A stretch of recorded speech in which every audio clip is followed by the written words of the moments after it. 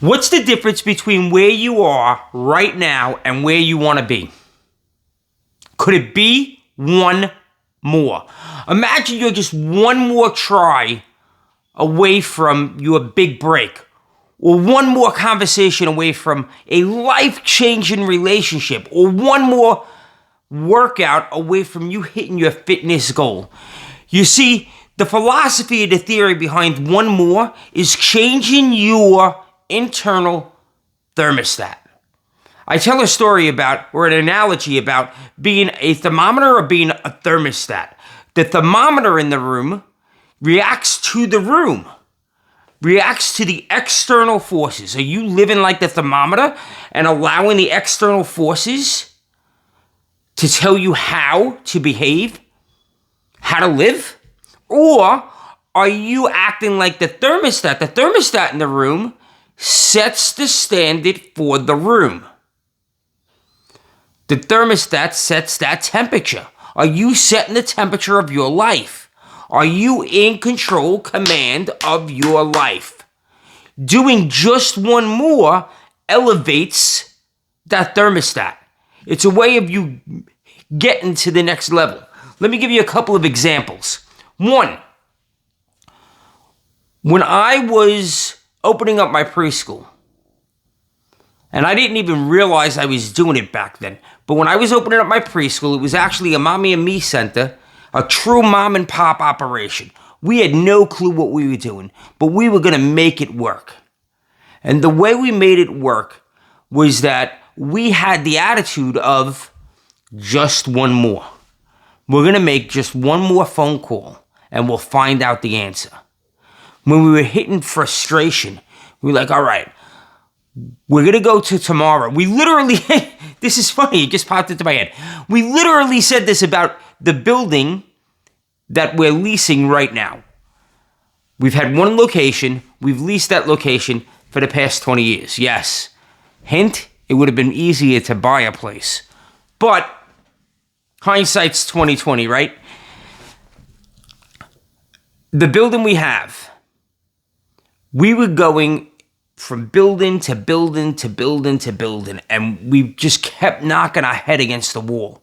We couldn't find the ideal place. A place that was big enough to house what we wanted to do, but not so big that we couldn't afford it.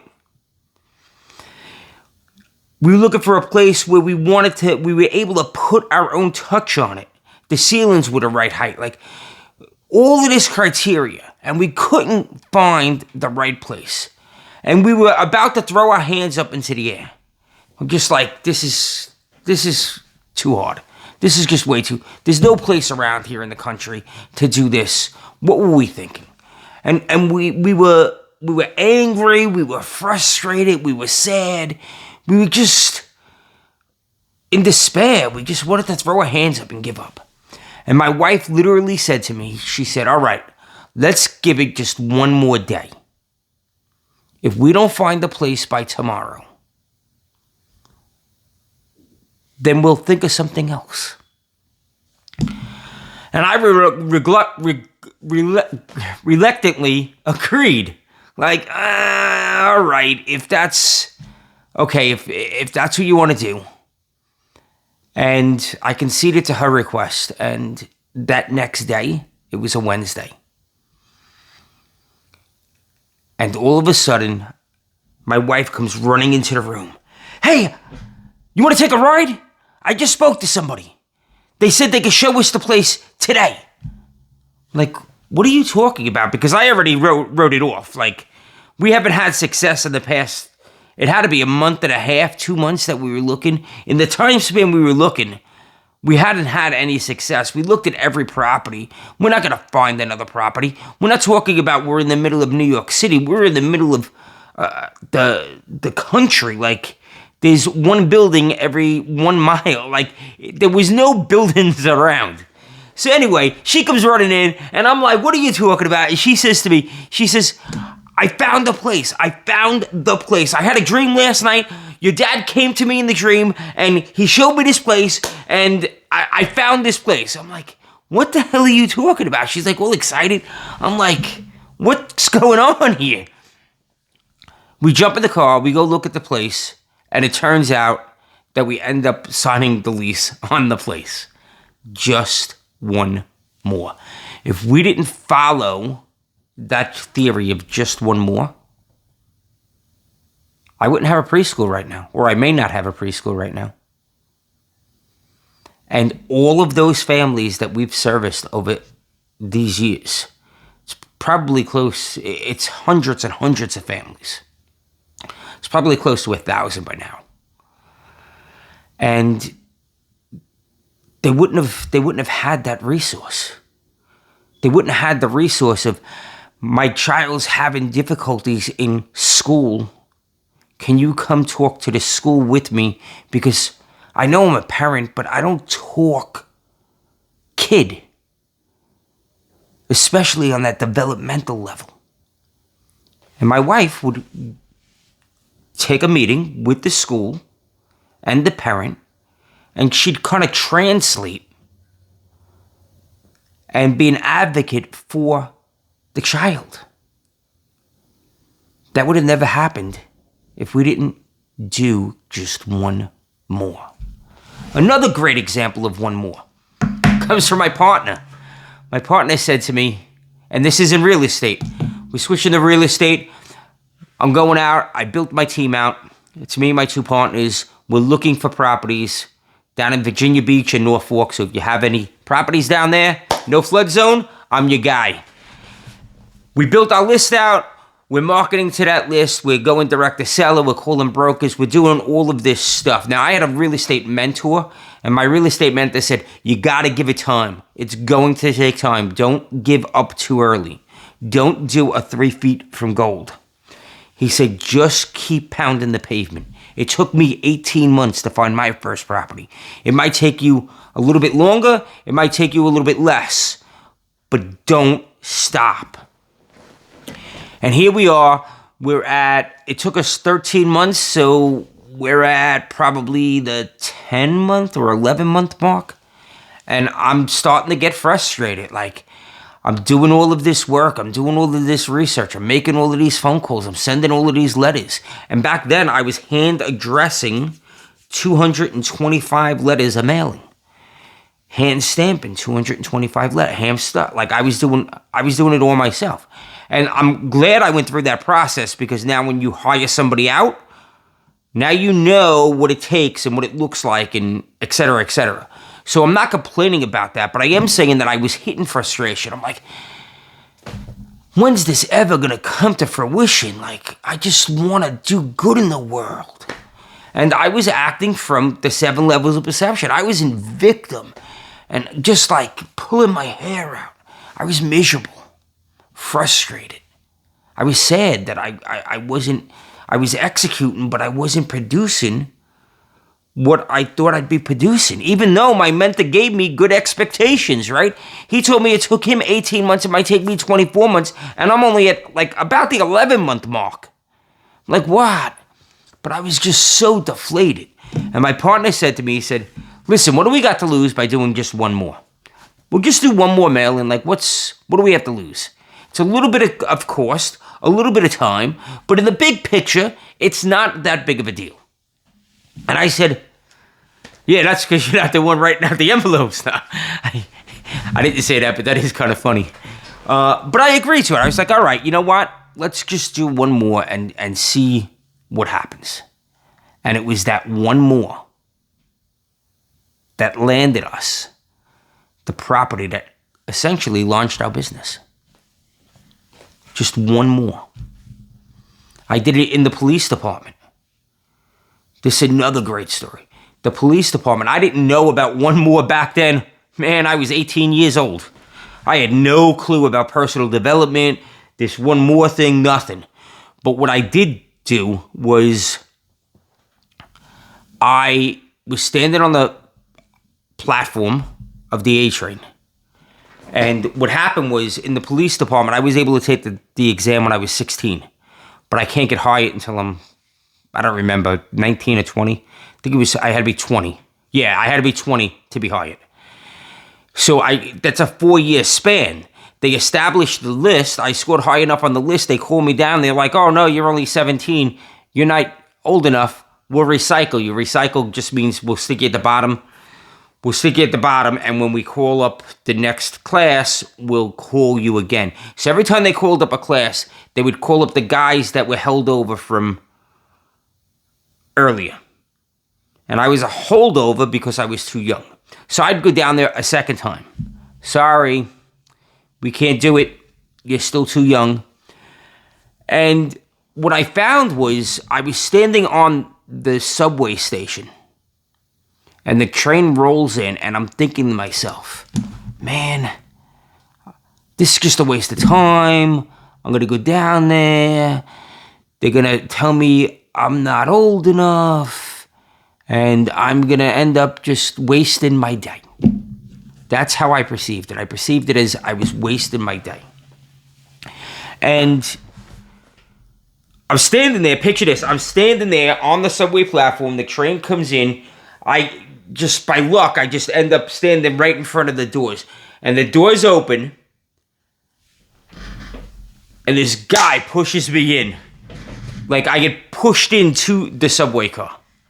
And I'm standing there thinking I'm not going to go because I didn't get so much other stuff done in my day. Now, looking back as an 18-year-old, what the hell was I going to be doing in my day? But back then, I was like, oh, I can do this, and I can do this, and I can do this. And I end up getting pushed onto the subway car. And it had to be God's divine hand doing that because that was the trip that I went down. And they said, oh, finally, you're old enough. Let's start your investigation. And that changed my life. But if I didn't take that one more trip, if I didn't decide, because I had to get dressed in business attire, I had to walk all the way to the train station, I had to get on the train. If I didn't decide to do that just one more time, I would never have became a police officer. And that may have translated into me never becoming a fireman. Like that would have changed the course of my entire life. Here's one more benefit to the one more and how I use it. I used it